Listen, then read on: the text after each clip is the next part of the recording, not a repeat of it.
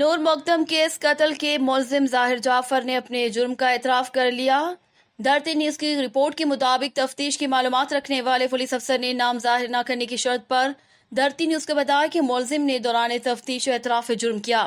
انہوں نے کہا کہ ظاہر جعفر کا بیان ریکارڈ کیا جا رہا ہے، انہیں ایک مجسٹریٹ کے سامنے پیش کیا جائے گا تاکہ وہ کرمنل پروسیجر کوڈ کی دفعہ 164 کے تحت اپنا بیان ریکارڈ کرا سکیں۔ پولیس ذرائع نے یہ بھی انکشاف کیا کہ تفتیش کاروں کو پڑوس میں نصب CCTV کیمروں کی فوٹیج ملی۔ ذرائع نے بتایا کہ فوٹیج میں لڑکی کو پہلی منزل سے چھلانگ لگا کر گھر سے فرار ہونے کے لیے گھر کے دروازے کی طرف بھاگتے ہوئے دیکھا جا سکتا ہے۔ ان کا مزید کہنا تھا کہ گیٹ کو تالا لگا ہونے کے بعد خاتون اپنے آپ کو ایک گارڈ کے کمرے میں چھپا لیتی ہے، بعد میں ملزم کو کمرے میں گھستے اور انہیں گھسیٹتے ہوئے واپس گھر میں لے جاتے ہوئے دیکھا جا سکتا ہے۔ دریں اثنا پولیس عہدیداران نے دھارتی نیوز کو بتایا کہ پیر کو امریکی سفارت خانے کے عملے نے ظاہر جعفر سے ملاقات کی۔ سفارت خانے نے پولیس سے ملزم سے ملاقات کی درخواست کی تھی کیونکہ وہ امریکہ اور پاکستان کی دوہری شہریت رکھتا تھا۔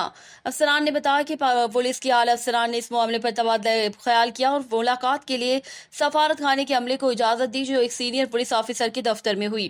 ملاقات کے پہلے مرحلے کے دوران سفارت خانے کے عملے نے پولیس کے 2 سینئر افسران کی موجودگی میں ملزم سے ملاقات کی۔ بعد ازاں دوسرے مرحلے میں ملاقات پولیس افسران کی عدم موجودگی میں ہوئی۔ ایک پولیس افسر نے سفارت خانے کے عہدیداروں کو اس کیس میں اب تک ہونے والی پیش رفت سے آگاہ کیا۔ عہدیداروں نے بتایا کہ بعد ازاں ملزم کو کوہسار تھانے کے لاک اپ میں منتقل کر دیا گیا۔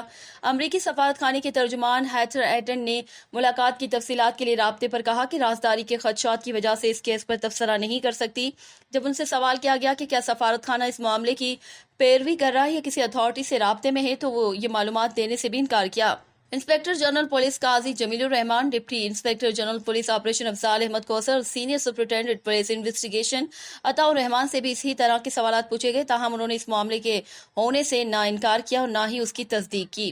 یاد رہے کہ 20 جولائی کو اسلام آباد کے پوش سیکٹر F74 کے رہائشی سابق پاکستانی سفیر شوکت مقدم کی بیٹی 27 سالہ نور کو قتل کر دیا گیا تھا۔ ظاہر جعفر کے خلاف منگل کو رات گئے FIR درج کرائی گئی تھی اور مقتولہ کے والد کی مدعیت میں تعزیرات پاکستان کی دفعہ 302 کے تحت قتل کے الزام میں درج اس مقدمے کے تحت ملزم کو گرفتار کیا گیا تھا۔